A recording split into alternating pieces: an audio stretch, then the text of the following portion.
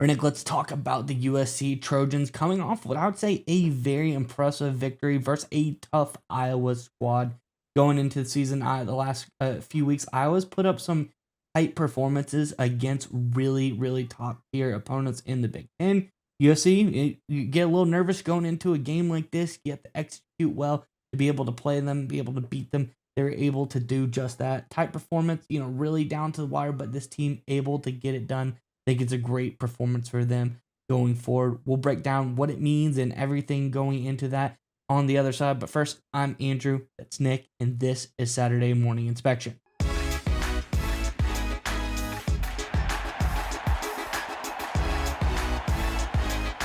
All right, Nick, as I alluded to, great performance, but let's break down the stats. Let's look at exactly how this USC team executed versus the Iowa Hawkeyes.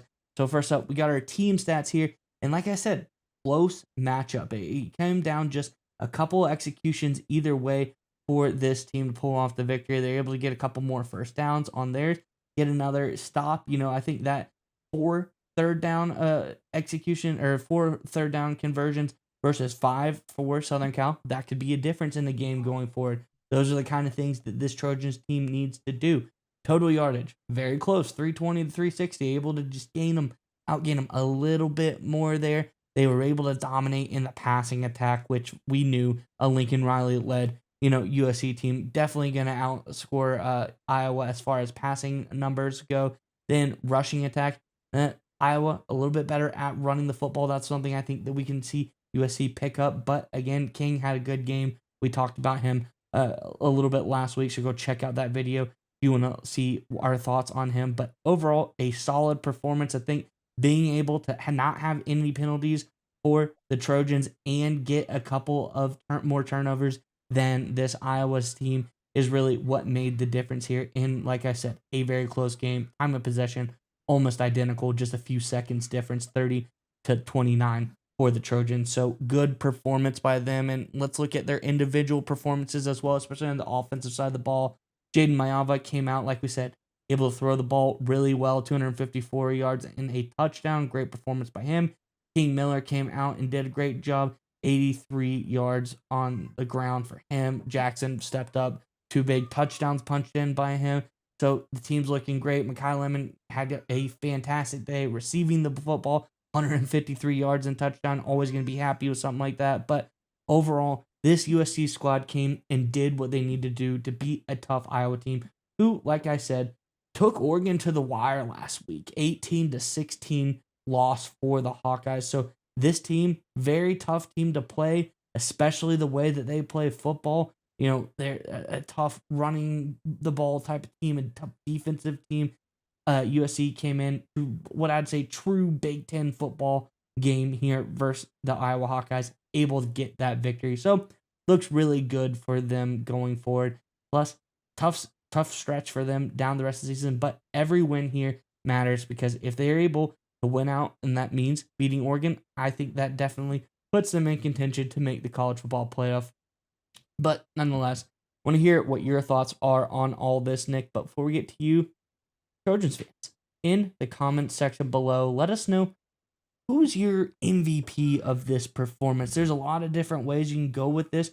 There's a pretty well-rounded performance, so not necessarily one person in particular stands out above the rest. So let us know, who do you have slotted in as your MVP for the matchup for the Hawkeyes versus the Trojans? Let us know your thoughts in the comment section below. But nonetheless, Nick, what are your thoughts on everything here for USC? So this was gutsy, right? I mean, it looked bad for a long time, trailed 21-7, late in the first half, 21-10 at halftime. And there was a lot of concern that it was like, oh, yikes, this is how the season ends, I guess. But they battled back, shut out Iowa in the second half, of course, scored all the points of either team, of course, down the stretch with the late score to put them ahead by 26-21, which of course was the final margin. But this was a gutsy team. This was a gutsy performance, right? It was a physical game. Wasn't a perfect game, of course, for USC. A lot of flaws. It was kind of sloppy, right? Weather didn't help with that at all, of course. But they got it done. And it's the kind of game that's, interestingly enough, the style that Iowa likes to play. Iowa wanted to play a game like that. That's how, kind of like how Iowa played Oregon really close last week. It's similar kind of style. They wanted to be ugly. They wanted to be kind of physical. They wanted to a lot of punts, the field position matters. There's time of possession, long drives, right? That's how Iowa wants to play interference. That's how they've always played. And that's how they were playing against USC, but USC took it in the chin and they won the game. And that's what matters. And that's a big theme we're seeing with Lincoln Riley this year is he is learning, and I think his team is as well, learning how to play and coach and win Big Ten kind of football games, right? It's one thing to win, to beat Arizona State 42-38 or to, beat Oregon State, 55-24 or something like that in the old, Pac-12 days. But it's a different animal, of course, now in the Big Ten. You're going to play some ugly football games. You're going to have some ugly things happen, like we saw USC against Iowa on Saturday, and they got out and they just went out, and got it done. A lot of credit again for the mental toughness, hanging in there despite trailing by 2 touchdowns. Just continuing to be methodical, right? One of the things I think you talked about when you showed the team stats I thought was very interesting was the fact that on third downs they were 5 for 10, which isn't something that just is dominant, but is just enough to sustain drives. Certainly in the second half, they keep drives going. If you look at their drives down the stretch, that's what's really interesting. So if you go third quarter, 9-play field goal drive, 9-play 80-yard touchdown drive, 6-play 40-yard drive, 5-play 20-yard drive, 6-play drive to end the game, right? So a lot of, no 3 and outs there, as you can see. Very, very methodical, long drives to score in the game for the most part. This is what we've been kind of wanting to see from USC, right? Can they be more gutsy? Can they be more physical? Can they play a Big Ten kind of football game in a Big Ten kind of day late in the season? And they got it done, which is obviously a good sign for them. But when you talk about USC, what they have in front of this, and this is what I'm curious what your thoughts are, Mize, is obviously they go to Oregon next week, and that is a de facto playoff game for both teams. If Oregon takes a second loss, they're probably out of the playoff picture. If USC loses a third game, they're probably out of the playoff picture as well. So that is game of the week for sure right there, USC against Oregon. And that's an interesting matchup because if you look at the Ducks and look how they've been playing, I mean, they're playing good football, don't get me wrong, but I don't think they're exactly beating the brakes off people, right? They had a kind of an ugly game against Iowa. They lost to Indiana, ugly game against Penn State. Obviously, they beat up Minnesota Saturday, so they look good there. But for the most, I'm sorry, Friday. But for the most part, they've been kind of playing a little uglier the past few weeks. So this isn't the juggernaut Oregon Ducks that we saw really all of 2024 and the first part of 2025. They seem to be very beatable, and USC is playing better football. They're playing more physical football. I don't know if they're going to win. It's a tough environment for sure going up to Autzen Stadium, but I think USC has a really good chance based on how they played against Iowa to translate that mental toughness, that style of play on the road and come away with potentially I'll say this, a program defining Big Ten win next Saturday. Yeah, Nick, I definitely would say game of the week for sure for USC. Come into play Oregon. Oregon, like you said, that's the thing that stands out to me is you see some of the top tier teams that they've played this season. It's always been real, real tight. Can they beat the bad teams? Yes, Oregon can beat up the bad. They can beat Rutgers 56-10.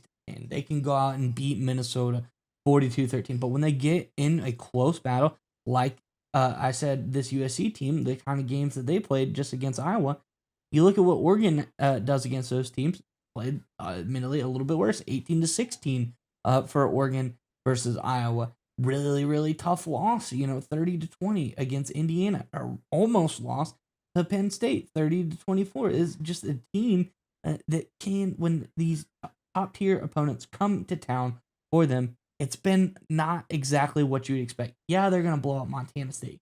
Yeah, they're going to blow out Oklahoma State.